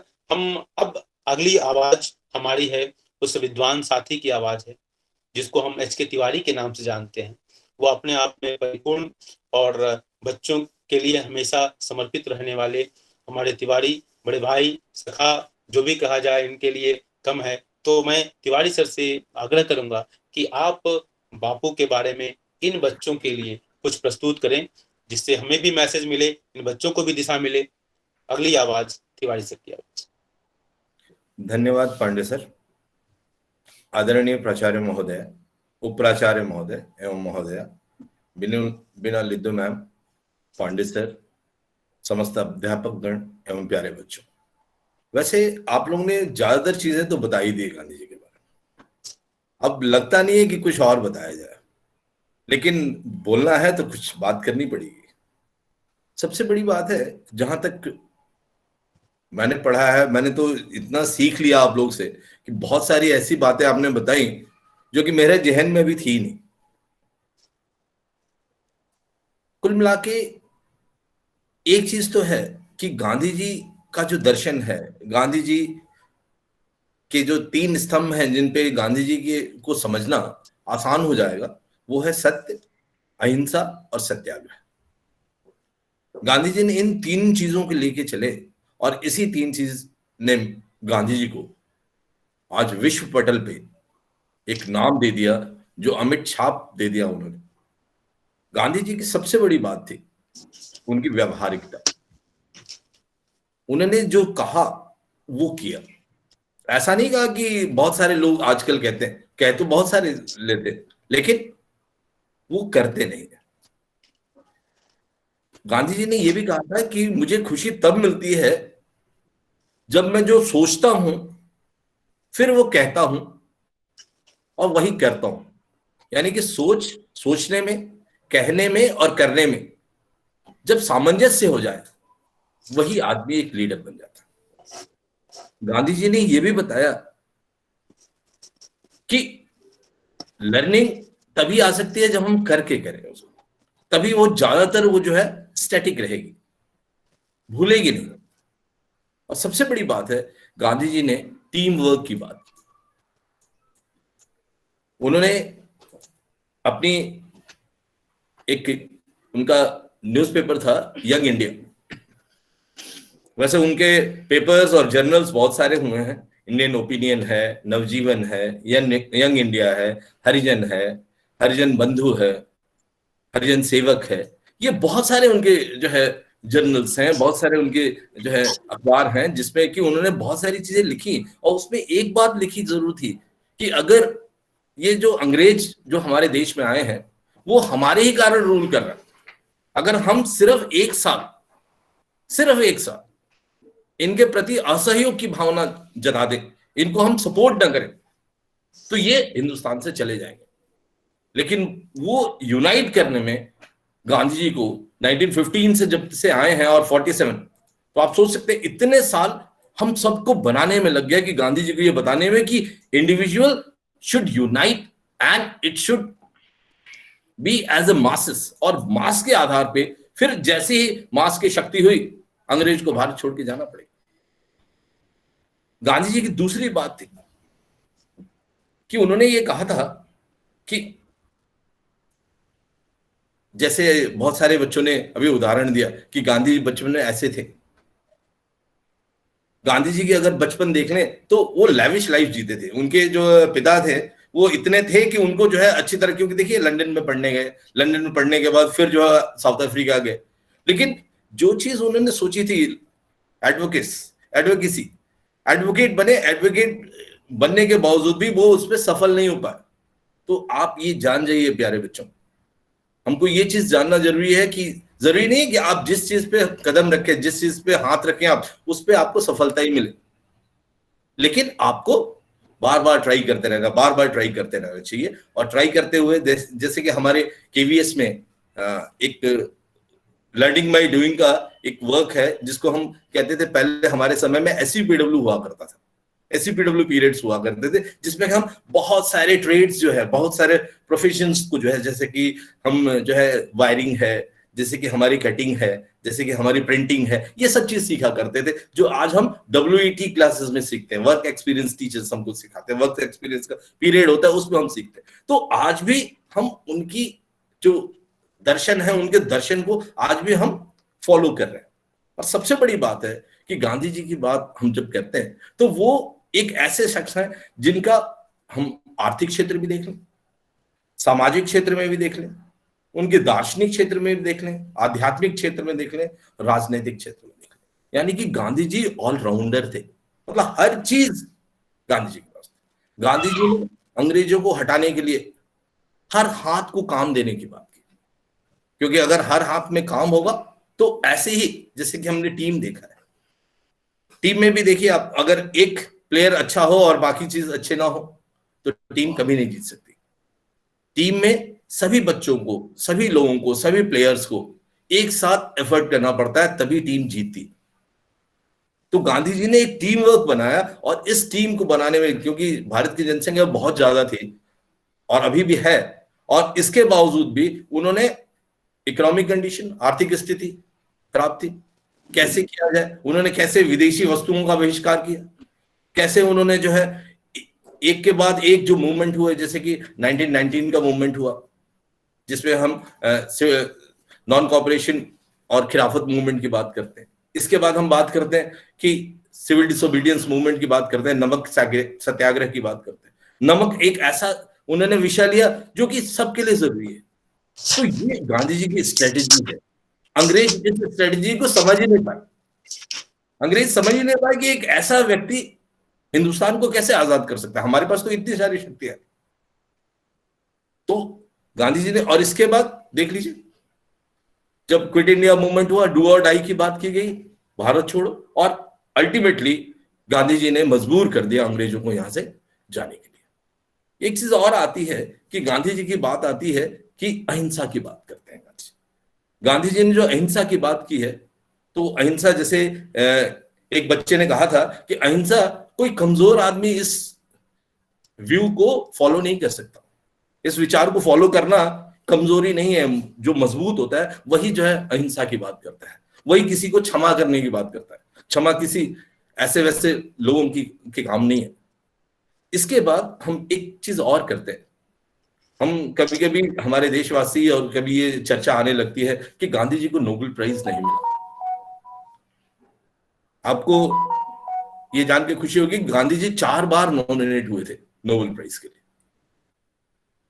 चौथी बार उनको लगभग ऐसा लग रहा था कि चौथी बार दे, क्योंकि उस समय आप देख रहे हैं वर्ल्ड व्यू में इंडिया को कैसे देखा जाता था, और ब्रिटिश का इन्फ्लुएंस जो है, ब्रिटेन का इन्फ्लुएंस वर्ल्ड जो पैनोरामा में बहुत ज्यादा था, और वो नहीं चाहते थे कि गांधी जी को ऐसा मिले। लेकिन इसके बावजूद भी गांधी जी ऐसे हुए, और बाद में 48 में ये कहा गया कि चूंकि गांधी जी की मृत्यु हो चुकी है इसलिए जो है उनको नहीं दिया गया, क्योंकि हमने ये कहा है। तो एक बात समझ लीजिए बेटा कि गांधी जी इन छोटे मोटे उपहारों के, मेडल्स के मोहताज नहीं है। गांधी जी की विचारधारा को आज विश्व में सभी ने माना है और सभी ने स्वीकार किया है। अब जैसे अभी बात हुई नेल्सन मंडेला की बात हुई, जैसे और दूसरे जो जितने भी विचारक हैं उनकी बात हुई, उन सब ने फॉलो किया। आंग सान सू की बात हम करते हैं, उन्होंने फॉलो किया। ये अमेरिका के बहुत सारे लीडर्स ने उनको फॉलो किया। तो ये चीज देख के हमको ये पता लगता है कि गांधी जी एक बहुत महान शख्सियत है, और उन्होंने ये चीज दिखा दिया कि अगर आप चाहें, अगर आपका विल हो तो जो है आप कुछ भी कर सकते हैं। गांधी जी ने ये भी बताया कि कोई साधारण से साधारण व्यक्ति, आप अपने अंदर इंफीरियरिटी कॉम्प्लेक्स कभी मत लाइए। क्योंकि देख लीजिए गांधी जी की बचपन की कहानी आपने देखी, बहुत सारे सुने, उसमें देखा कि गांधी जी कैसे थे। पहले उन्होंने चोरी भी की, पहले उन्होंने मांस भी खाया, पहले उन्होंने सिगरेट भी पी, पहले उनकी बोली की बात देख लीजिए कैसे बोलते थे। अभी भी गांधी जी की अगर वॉइस सुन ले तो लगेगा कि कोई तोतला व्यक्ति बोल रहा। उनका स्ट्रक्चर देखिए, उनकी एक लाठी देख लीजिए, उनका एक चश्मा देख लीजिए, उनका एक चप्पल देख लीजिए, और उनका अधनंगा शरीर देख लीजिए। कहीं से भी, जैसे हम कहते हैं ना मॉडल कहीं से भी नहीं लगते, लेकिन उन्होंने क्या कर दिया, उन्होंने वर्क को मॉडल बना दिया, और उन्होंने कर्म की प्रधानता से ये दिखा दिया कि हम अगर काम करें और हम अगर परिवर्तित हो जाएं तो कुछ भी कर सकते हैं। तो ये हमारे बच्चों के लिए एक सीख है। ये सोच ले आप, ये आप कभी ना सोचे कि मैं दिखने में ऐसा हूं, मैं गोरा हूं, काला हूं, लंबा हूं, मोटा हूं, पतला हूं, कुछ नहीं। आप जो सोचेंगे वो बन जाएंगे। इसलिए इन्हीं शब्दों के साथ मैं विराम देता हूं। जय हिंद, जय भारत। धन्यवाद तिवारी सर, आपने बड़े ही सारगर्भित तरीके से बापू के जीवन के के को कंप्लीट आयाम देने का प्रयास किया। बहुत बहुत धन्यवाद। और अब हमारे बीच जिस पर्सनालिटी को हम आमंत्रित करने का अनुरोध करते हैं, वीना लीडू मैडम। लेकिन वीना लीडू मैडम को के आने से पहले मैं कुछ बोलना चाहूँगा। वीना लीडू मैडम, आप की जितनी तारीफ की जाए कम है। आप उम्र के इस पड़ाव तो मैं नहीं कहना चाहूँगा, क्योंकि आपको देखने से आपकी उम्र का पता ही नहीं चलता। तो आप उम्र के इस पड़ाव को, मेरे कहने का मतलब बस यही है कि केंद्रीय विद्यालय संगठन में आप अब सेवा निवृत्ति की ओर अग्रसर हैं। इसी महीने आप सेवानिवृत्त हो जाएंगी। लेकिन आपको देखने से आपके अंदर जो भगवत गीता का जो ज्ञान है, कर्मण्येवाधिकारस्तु मा फलेषु कदाचन, तो आपने वर्क इज वर्शिप का के सिद्धांत को जो आपने अपने जीवन में उतारा है, वो बहुत ही काबिले तारीफ है, वो अनुकरणीय है। हमारे जैसे लोगों को बहुत सीखने की जरूरत है आपसे। तो वीना लीडू मैडम केंद्रीय विद्यालय नंबर 2 दिल्ली कैंट में काफी दिनों से हैं मैडम। मेरे आने से पहले काफी दिनों से हैं, और इनको मैंने बहुत बार स्टेज पर सुना है। बहुत सारे कार्यक्रमों का मैं साक्षी बना हूँ, मैडम के नेतृत्व में जो कार्यक्रम आयोजित किए गए। और सबसे बड़ा विश्वास है हमारे प्रधानाचार्य महोदय का आपके ऊपर विश्वास। ये विश्वास कर्म से ही उत्पन्न होता है, ये विश्वास अनायास ही नहीं होता है। आदमी के कर्म से ही प्रभावित होकर विश्वास भी जन्म लेता है। तो आपने वो चीज बनाया है। तो वीना लीडू मैडम के कार्य को न केवल स्कूल स्तर पर रिकॉग्नाइज किया गया है, बल्कि दिल्ली आरओ लेवल पर भी आपके कार्य की काफी प्रशंसा हुई है और उसको रिकॉग्नाइज किया गया है। तो वैसे वीना लीडू मैडम को मैं तहे दिल से आमंत्रित करता हूं कि आप बच्चों के लिए कुछ आशीष दें, कुछ मधुर वचन बोलें, जिससे आगे आने वाले समय में भी ये बच्चे इसी जोश के साथ, और एक बार जो हमने आवाज लगाई और ये बच्चे आ गए, तो ये बहुत बड़ी बात है। ये हमारे जैसे लोगों के लिए एक प्रेरणादायक है कि इन बच्चों के लिए कुछ अगर किया जाए तो ये बच्चे 2-4 कदम आगे चलने वाले बच्चे हैं। तो वैसे बच्चों के लिए मैडम कुछ आप अपने मुखार बिंदु से कुछ बोलें madam. Thank you, sir. Sir, I would first of all, I'm thankful to you for these very kind and nice words. I don't deserve all that. And I hope I'm doing what I should do and everybody should do. And for today, first of all, respected principal ma'am, vice principals, if they are there, respected colleagues, and my very dear students, first of all, I would like to appreciate the efforts put in by our very dear students. You have really raised the level of this webinar. When I had first just initiated this thought of a webinar, I couldn't visualize that you will take this webinar to a beautiful level, an intellectual level. And I'm thankful to Pandey sir, Tiwari sir, Mukesh sir, and all the teachers who have worked to prepare the students, motivate them, give them training from time to time. And anything excellent is not accidental. Excellence is never an accident. You should always remember. You don't become excellent and you don't create anything beautiful without putting in best of efforts. Now, the way you have presented your presentations today definitely show the hard work, the efforts you have put in. And Pandey sir has been there throughout to give you practice, framed a group, and helped you take a direction, a step ahead. And this is not merely a webinar or a program. This is definitely going to pave way for your future work. If you get an opportunity, if you get to participate in such a program in future, you will love it and you will perform excellently. So this is a step towards growth. This is a step towards development. This is a step towards enhancing your confidence. And all these activities, what we call CC activities, have a great role to play in shaping your personality, grooming you, making you confident. And confidence is the only thing, is the only ornament that you should wear everywhere. As Gandhiji, when I come to Gandhiji and whatever you have said about Gandhiji, I would like that 3 things I have just been, I have been appreciating about Gandhiji and trying to follow. First is truth. If you have truthfulness in your life, you are never going to fail. You will achieve everything. And if you try to achieve anything through unfair means, by wrongdoings, you'll never succeed in life. No doubt, truth is very difficult, truth is hard, and you may be defeated in the beginning, you may feel the hardships in the beginning, but ultimately it is truth that wins. So one of the principles that Gandhiji has taught us, we have to take up, we have to adopt from life of Gandhiji is truth. And second is non-violence. Non-violence, in current situation where the world is, we are, our society is, our generation is, non-violence is something we have to embrace, we have to adopt, we have to preach, we have to practice, and we have to tell everybody around us. It's not merely telling, I tell you. We have to just perform, we have to exhibit, we have to exhibit it, and we have to show it. Second thing. And third is, which I very much appreciate, is simplicity of Gandhiji. Looking at Gandhiji, you couldn't say that he was a great advocate and he had been to London and he had such a big tenure as an advocate, and he belonged to this family and that cadre. And his living was simple and his thinking was high.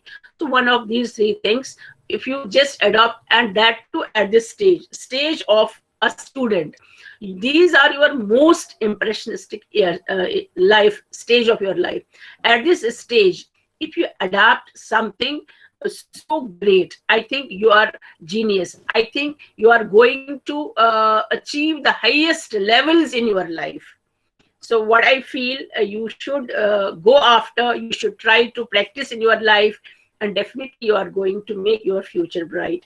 And once again, I congratulate you for your beautiful presentation, and I'm thankful Pandey sir and Tiwari sir and all teachers associated for their efforts they have put in to make this a success. And thank you so much for being there and working so hard. Wish you all the success. I'll be always there, even if I am not in KV2, I am out of KVS. You are most welcome to just ask. If you are most welcome to meet me, see you, or any help I can just give you anytime. I am always at your service. Thank you so much. Thank you. Thank you very much, madam. You will be always in our heart. आप हमेशा हमारे हृदय में रहेंगी. आपके विचार, आपकी वाणी और हमेशा रहेगी. मैडम ने बहुत सारी बातें कही, लेकिन मैडम की एक बात जिसको मैं स्टूडेंट से आपको ध्यान देने लायक बात है बेटा. मैडम ने बहुत सारी, देखो लैंग्वेज एक पावर है. कितनी बड़ी कम्युनिकेशन मैडम ने बहुत ही फ्लावरी ढंग से प्रस्तुत किया. मैडम ने कहा कि confidence is the only ornament which you wear. Ornament तो हम पहनते हैं, बच्चों विशेषकर जो गर्ल्स हैं वो ऑर्नामेंट पहनती हैं, लेकिन उन्होंने, मैडम ने कितनी सुंदर बात की. मुझे बहुत ही ये बात बहुत अच्छी लगी. बहुत सारी बातें मैडम ने कही, लेकिन confidence is the only ornament which you wear. ये जिंदगी में अगर सफलता पाना है तो इस लाइन को अपने पास रखो बेटा, क्योंकि इस समय ये उम्र ऐसी होती है, एडोलेसेंट एज, जिसमें बहुत सारे डेविएशंस होते हैं. लेकिन मैडम ने कहा कि confidence is the only ornament which you wear. तो इसको आप अपने जीवन में उतारने का प्रयास करेंगे. और मेरा मानना, स्पष्ट मानना, कि किसी भी कार्य को करने के लिए प्रेरणा पुरुष का होना आवश्यक है. तो हमारे बीच मोटिवेशन के लिए हमेशा तैयार रहने वाली हमारी प्रधानाचार्य महोदया उपस्थित हैं, और जिनके प्रेरणा के बिना ये काम होता ही नहीं. उन्होंने हमारे सीसीए इंचार्ज महोदया को ये कार्य सौंपा, उन्होंने ये कार्य फिर हैंडओवर किया हमारी टीम के ऊपर, और हमने आपको हैंडओवर किया. तो ये एक चेन रिएक्शन है. लेकिन विद्यालय नित नई ऊंचाइयों पर जो अग्रसर हो रहा है, वैसे प्रधानाचार्य महोदय का एक बार पुनः मैं अभिनंदन करते हुए गौरवान्वित महसूस करता हूँ, और उनको अपने बीच पाकर हम सभी ऊर्जावान महसूस करते हैं. और ऐसे प्रधानाचार्य महोदया के मुख से हम निश्चित रूप से कुछ आशीर्वचन लेना चाहेंगे. हमसे जो गलतियां हो उनके ऊपर भी हम प्रकाश मैडम का पड़ेगा तो अच्छा लगेगा, क्योंकि बड़ों का जो दृष्टिकोण होता है क्रिटिकल होता है, और उनके द्वारा जो कही गई बातें होती है, चाहे वो आलोचना ही हो, वो हमारे लिए प्रसाद के समान होती है. तो मैं मैडम से अपने बच्चों के लिए और अपने लिए आशीर्वाद के रूप में 2 वचन सुनना चाहूंगा. आदरणीय प्रधानाचार्य महोदय. राजेश सर 2 मिनट कंटिन्यू करो, मैं आ रही हूँ. 2 मिनट बस, 2 मिनट के लिए कंटिन्यू करो. Thank you madam. और अभी तक हमने हमारे जितने भी हमारे युवा साथी थे, उन लोगों ने बहुत सारी बातें कही और इतने कम समय में जो हमारे जो बच्चे थे, और खासकर मैं अपनी छोटी जो बच्ची है वैष्णवी, वैष्णवी को तो मैंने पहले दिया था वैष्णव जन को, इसका नाम से मैंने कोशिश किया कि हर बच्चे के साथ कुछ एडजेक्टिव लगाऊं, और उसको वैष्णवी से वैष्णव जन मुझे याद आ गया, तो मैंने कहा कि मैं वैष्णव जन ही दूंगा। बच्ची तैयार भी हो गई। मतलब ये बच्चे का विश्वास देखिए अपने शिक्षक के ऊपर कि वो मैं कह रहा हूँ उसके लिए वो डिफिकल्टी फेस कर रही थी, क्योंकि हर बच्चे की लय और तार थोड़े अलग होते हैं। Every child is an artist, लेकिन बच्ची ने कहा कि नहीं, मैं सर के विश्वास को बनाए रखूंगी, मैं गाऊंगी। लेकिन फिर मैंने सोचा कि नहीं, बच्ची के लिए को डिफिकल्टी नहीं हो, तो मैंने कहा कि नहीं, इसको थोड़ा सा कुछ पद्य से हटकर गद्य की तरफ ले चलें। और बच्ची ने इतना सुंदर प्रयोग किया और इसने इतने सुंदर वाणी में इसका प्रस्तुतिकरण किया। Hats off to Vaishnavi. इसके अलावा हमारे और भी जो पार्टिसिपेंट हैं, ममता कहाँ है स्क्रीन पर? ममता हमारी दिखाई नहीं दे रही है। तो ममता ने जो गाना गाया, माय गॉड ममता, हाँ, इसको बनाए रखना बेटा। हाँ, ये जो आपके अंदर जो गले में जो आपकी खासियत है, इसको बनाए रखिए। और वास्तव में संगीत हर बच्चे को संगीत सीखना चाहिए, क्योंकि संगीत ही एक ऐसी विधा है जो आजकल तो बहुत सारे साइंटिफिक डेवलपमेंट हो रहे हैं, उस पर भी ये प्रश्न आ रहा है कि भारत का जो क्लासिकल जो संगीत है, जो कि हम पहर के अनुसार बना हुआ है, राग भैरवी है और तमाम तरह के जो राग हैं, हर मॉर्निंग के समय में अलग, इवनिंग के समय में अलग, दोपहर के समय में, तो ये संगीत एक बहुत बड़ी विधा है और इसके माध्यम से हम बहुत सारे आजकल ट्रीटमेंट की बात कर रहे हैं। तो इस बीच हमारे प्रधानाचार्य महोदया साक्षात रूप में, पार्थिव रूप में हमारे बीच में है। तो पार्थिव रूप में मैडम को पाकर हम सभी इस विद्यालय में तो हम लोग मैडम को स्टेज पर देखते हैं, लेकिन अभी पुनः एक बार सारे बच्चों के चेहरे की जो मुस्कुराहट बता रही है, मेरे शब्दों के रूप में बच्चे ये बोल नहीं पा रहे हैं, लेकिन हमारे शब्दों में बच्चे की भावना परिलक्षित हो रही है। तो एक बार पुनः मैं बच्चों से कहूंगा, एक बार जोरदार तालियों के साथ मैडम का स्वागत किया जाए एक बार, कि मैडम की। चलिए, तो अगली आवाज मैडम की होगी, मैडम हमें आशीर्वाद देंगे। Madam please. Rajesh sir, Veena Liddo ma'am और बहुत प्यारे प्यारे बच्चों, हरिंदर सर भी हैं इसमें हमारे साथ। आपका प्रोग्राम जब हम देख रहे थे तो मैंने स्पेशली सेकंड शिफ्ट के वाइस प्रिंसिपल्स को भी लिंक भेजा, इनवाइट किया। मुझे ऐसा लगा कि वेबिनार करना है फर्स्ट टाइम हम लोगों ने, तो कैसा होगा कैसा नहीं, इसलिए मैं थोड़ा सा टाइम ले रही थी, डिले कर रही थी कि what will be the quality. But मुझे ऐसा लग रहा है कि हमने अपने आप को बहुत अंडर एस्टिमेट किया, इसीलिए शायद सिर्फ 25 बच्चे अभी जुड़े हैं। अगर हमारा कॉन्फिडेंस और ज़्यादा होता तो मतलब ये वेबिनार पूरे स्कूल के पे फ्लोट किया जाना चाहिए था। अगर इसमें हज़ारों बच्चे हमारे कनेक्ट हो जाते तो और भी बहुत मज़ा आता। But this was a first trial and it is actually really successful. जो लेवल अभी वीना मैम बता रही थी कि जो बच्चों ने एक लेवल अटेंड किया, मतलब मुझे भी लग रहा था कि ऑनलाइन में क्या वो अचीव हो पाएगा, लेकिन आप लोगों ने बहुत अच्छे से इनको डायरेक्ट किया है, डायरेक्शन बहुत अच्छी दी है इस वेबिनार की। अब हम जब भी नेक्स्ट टाइम वेबिनार करें तो हम, पहली बात तो ये कि हम ज़्यादा मास को इसमें कनेक्ट करें।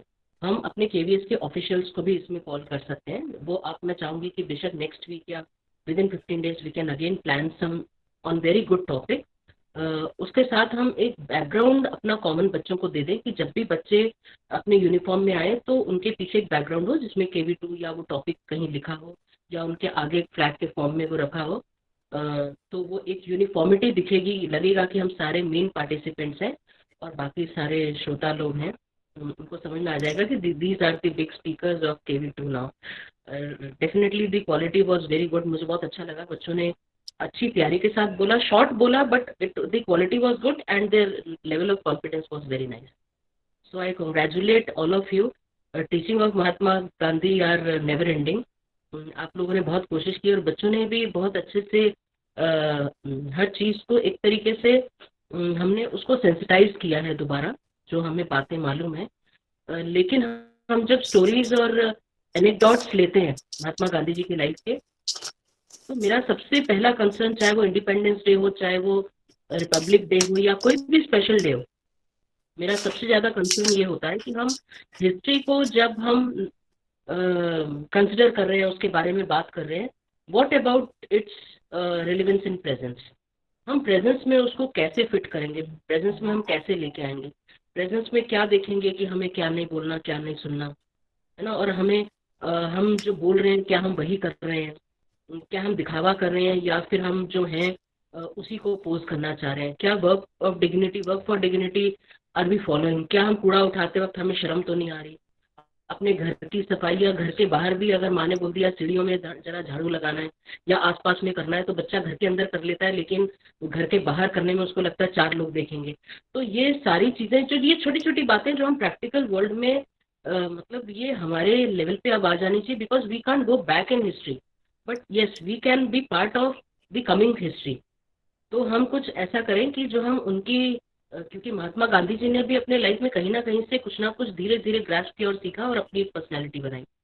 ऐसे ही हमारे बच्चे भी एक एक करके नई चीज़ें सीखें और अपने में उतारें, और जब खूब बड़े बने तो उनको ये ध्यान आए कि हमने एक वेबिनार किया था और उसमें हमने कुछ नई बातें सीखी और बताई थी। तो जो बच्चे स्पेशली जो पार्टिसिपेंट्स हैं, congratulate you on, and I really feel that आप सब लोग खुद तो कुछ भी फॉलो करेंगे अपनी लाइफ में इन सब टीचिंग्स के साथ। और रिकॉर्डिंग मुझे लग रहा है काफ़ी लंबी है, हम उसके पार्ट्स में अगर हम थोड़े थोड़े बिट्स लेके अगर एक वीडियो बना लें, वो बीना लिद्धू मैडम और सेकंड शिफ्ट में नीता मैडम है, वो एक हमारे डाटा ऑपरेटर है, उनको देंगे। तो एक छोटा छोटा कट्स लेके भी अगर हम एक वीडियो बना के उसका एक एडवर्टाइज कर सकते हैं, that this was the webinar what we did in our school. So thank you very much for inviting me, and I was though very busy. Sometimes I was traveling, I was in my kitchen, I was having lunch. Till now I have not had my lunch, but I was involved in your listening to all of your things. Thank you very much and keep it up. God bless you. Thank you. Thank you very much madam. हम पूरे इस युवा साथियों की तरफ से, teachers की तरफ से मैं आपको बहुत बहुत धन्यवाद देता हूँ कि आप अपने बिजी शेड्यूल के बाद भी आपने अपना बहुमूल्य समय निकाला। मैडम ने बहुत सारी बातें की। मुझे पहली बात तो story relevance in present days, ये बहुत ज़रूरी है और ये हमको अपने जीवन में इसको उतारने की ज़रूरत है। वर्क ऑफ डिग्निटी जो है, वर्क की डिग्निटी, इसके ऊपर भी मैडम ने प्रकाश डाला। और सबसे बड़ी बात है कि we can not go back in history, हम इतिहास में पुनः वापस नहीं जा सकते। और इतिहास कुछ चीज़ें होती हैं कि घटनाएं बहुत सारे हमारे पूर्वजों के साथ घटित हुई, और कोई जरूरी नहीं है कि जो चीज़ उन्होंने प्रयोग किया उस हर प्रयोग को हम अपने जीवन में उतारें। कुछ चीज़ें उनके प्रयोग के बाद जो रिजल्ट आया और उस रिजल्ट के द्वारा जो उन्होंने जो मैसेज देने का प्रयास किया, वो मैसेज हमारे लिए बहुत महत्वपूर्ण होता है। जैसे मैथ में कुछ थ्योरम सॉल्व करते हैं तो हर थ्योरम के हम कुछ चीज़ें मान लेते हैं। उसी तरह एक्सियम, शायद एक्सियम एक वर्ड होता है कि हम जिसमें हम ये मान लेते हैं कि ऐसा कहा गया, गिवन दैट, है ना, मान लिया, एज्यूम कर लेते हैं। तो ये हमको हर चीज को जो है उसको प्रयोग करने की भी जरूरत नहीं है, जो महात्मा गांधी ने बहुत सारे जो प्रयोग किए, लेकिन उस प्रयोगों में जो खासकर जो एडोलेसेंट एज की मैं बात कर रहा हूँ उस पर मेरा फोकस है। तो अपने जीवन में हमको कुछ चीजें उनके रिजल्ट के आधार पर उसको एक्सेप्ट करना चाहिए और उसको अपने जीवन में नहीं करने का प्रयास करना चाहिए। खास मैं अर्ली चाइल्डहुड की बात कर रहा हूँ, मैं उसके तरफ खासकर जो इंग्लैंड का जो प्रवास था उसके तरफ मैं फोकस कर रहा हूँ। तो प्रधानाचार्य महोदया के उद्बोधन के बाद अब मेरे पास वोट ऑफ थैंक्स के लिए हमारे पास मुकेश सर हैं। मैं मुकेश सर को हमेशा हनुमान की भूमिका में मैं देखता हूँ, क्योंकि ये हमेशा एक ऐसा शख्स जो हमेशा हर काम को मुस्कुराहट के साथ स्वीकार करता है, बोलता है, करता है। तो वैसे एक शख्स के रूप में मैं मुकेश सर को मैं देखता हूँ। तो मुकेश सर के आने के साथ ही देखिए पूरा वातावरण जो है हनुमानमय हो गया, तरह तरह की आवाजें। तो मुकेश सर अगली आवाज आपकी होगी वोट ऑफ थैंक्स के लिए। Mukesh sir please.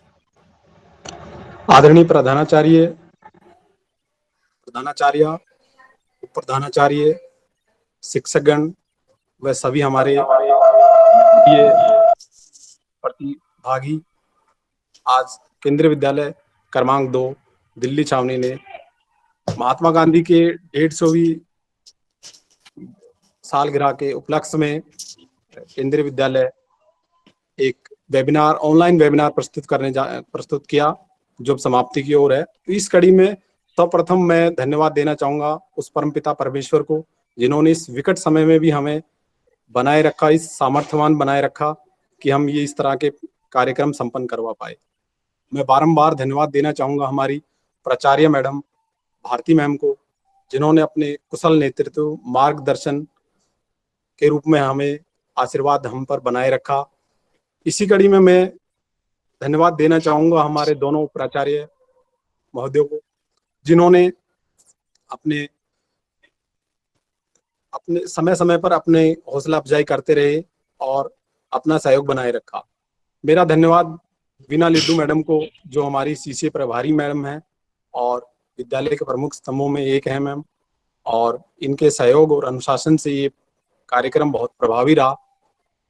मेरा धन्यवाद सभी हमारे उन शिक्षकों को, रंजना मैम, ज्योति मैम, विष्णु सर और अन्य हमारे बच्चों समेत, जिन्होंने इन बच्चों के साथ बहुत कम समय में इन बच्चों को मार्गदर्शन दिया और इस कार्यक्रम को महत्वपूर्ण बनाने में, प्रभावी बनाने में अपना योगदान दिया।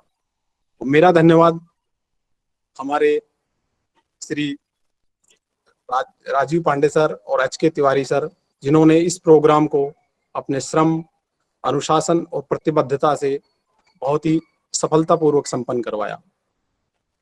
मेरा धन्यवाद पूरे विद्यालय परिवार को और सभी वक्ता प्रतिभागियों को, जिन्होंने बहुत कम समय में इस प्रोग्राम को तैयार किया और बहुत ही प्रभावी रूप से प्रस्तुत किया। एक बार मेरा पूरे विद्यालय परिवार को सादर धन्यवाद। जय हिंद। धन्यवाद सर। और इस तरह हमारे इस वेबिनार के आयोजन में का संपन्न होता है वेबिनार। और हम जाते जाते एक बार सभी बच्चे एक साथ बोलेंगे, 3 बार हम बोलेंगे, जय हिंद, जय हिंद, जय हिंद, जय हिंद। चलिए समापन होता है। सभी लोगों को एक बार धन्यवाद। धन्यवाद। Pandey sir, Pandey sir. जी मैडम। आप जाइए नहीं अभी। आपको बहुत बहुत धन्यवाद। स्पेशल कहाँ जा रहे हैं आप? नहीं जा नहीं रहे मैडम। हाँ बस दिखिए, स्क्रीन पर आइए। बहुत बहुत धन्यवाद। आपने इतना सुंदर प्रोग्राम बनाया और आज के बाद जितने वेबिनार होंगे टीम लीडर आप ही रहेंगे। You have just fulfilled this beautiful responsibility beautifully और पूरी लगन से, पूरी मेहनत से की है। Special appreciations for you and thanks with hand folded hands। आपने इतना सुंदर इसको गाइडेंस दिया, दिशा दी, मेहनत कराई, बच्चों को टाइम दिया इतना, and that is par excellence. Thank you so much. You have done a wonderful job. Really a nice job. Madam आप हमेशा मेरे साथ खड़ी रही और आपके खड़े होने की वजह से हमारे साथ जो तिवारी सर का जो कंधे पर जो एक वरद हस्त था, वो आपका आशीर्वाद, तिवारी सर का सहयोग और मुकेश सर की ऊर्जा और बच्चों का जोश, ये है इसकी सफलता का राज। और इसके लेकिन आप आगे रहे ना, पीछे पीछे रहे। सर रिकॉर्डिंग बंद करवा दीजिए। पांडे सर से मेरा निवेदन है कि रिकॉर्डिंग बंद करवा दीजिए, क्योंकि ये लंबा हो जाएगा काफी। अच्छा चलो बस हो गया। Thank you.